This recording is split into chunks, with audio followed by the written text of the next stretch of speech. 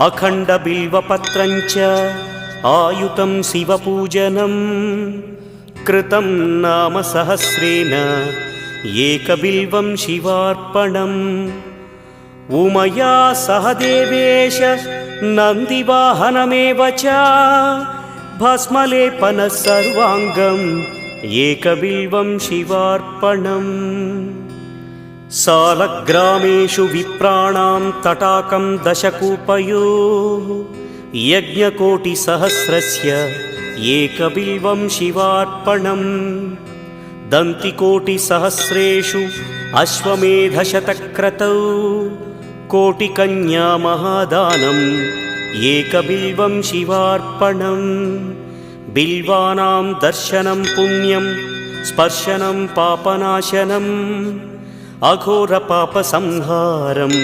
एकबिल्वं शिवार्पणम्।